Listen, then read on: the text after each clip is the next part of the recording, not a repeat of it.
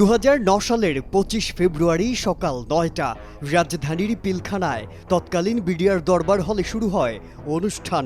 শুরুতেই বিডিআর মহাপরিচালক major general Shakil Ahmed বক্তব্য দেন। বক্তব্যের এক পর্যায়ে বুঝে ওঠার আগেই বিডিআরের কিছু বিদ্রোহী সদস্য অতর্কিত হামলা চালায় দরবার হলে। সেদিনের ওই হামলায় 57 জন সেনা কর্মকর্তা সহ নিহত হন 74 জন। পিলখানার চার দেয়ালের ভেতরের নৃশংস এই হত্যাযজ্ঞ বুঝতে সময় লেগে যায় আরও দুদিন। প্রায় 33 ঘন্টার বিদ্রোহের অবসান ঘটলে পিলখানার নিয়ন্ত্রণ নেয় পুলিশ। 27 ফেব্রুয়ারি পিলখানার ভেতরে সন্ধান মেলে একাধিক গণকবরের। সেখানে পাওয়া যায় বিডিআরের মহাপরিচালক মেজর জেনারেল শাকিল আহমেদ, তার স্ত্রীসহ সেনা কর্মকর্তাদের মরদেহ। উদ্ধার করা হয় ছড়িয়ে ছিটিয়ে থাকা গ্রেনেড সহ বিপুল পরিমাণ অস্ত্র।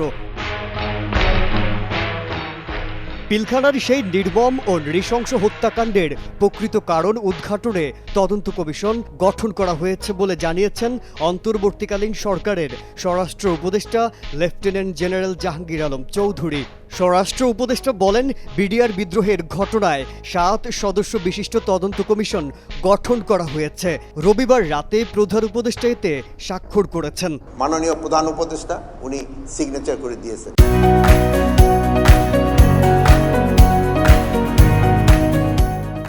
উপদেষ্টা জানান, বিজিবির সাবেক মহাপরিচালক LM ফজলুর রহমানকে সভাপতি করে এ কমিশন গঠন করা হয়েছে। তদন্ত কমিশনের অন্য সদস্যরা হলেন সামরিক বাহিনীর 2 জন, সিভিল সার্ভিসের 1 জন ও পুলিশের 1 জন কর্মকর্তা, ঢাকা বিশ্ববিদ্যালয় ও জগন্নাথ বিশ্ববিদ্যালয়ের 1 জন করে শিক্ষক।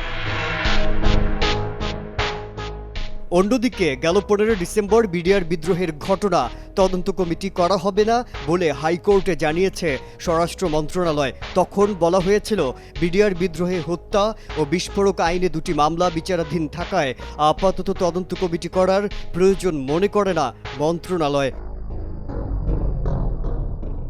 পিলখানা হত্যা মামলায় 850 জনের 2013 সালের 5 নভেম্বর বিচার করা হয়। রায়ে 152 জনের ফাঁসি, 160 জনের যাবজ্জীবন ও 256 জনকে বিভিন্ন মেয়াদে কারাদণ্ড দেওয়া হয়েছে।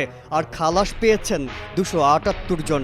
2017 সালের 27 নভেম্বর হাইকোর্টে 139 আসামির মৃত্যুদণ্ড বহাল রাখে যাবজ্জীবন সাজা দেয়া হয় 185 জনকে। আরও 228 জনকে দেয়া হয় বিভিন্ন মেয়াদে সাজা। খালাস পেয়েছেন 283 জন। মাজহারুল আলম, কালের কণ্ঠ।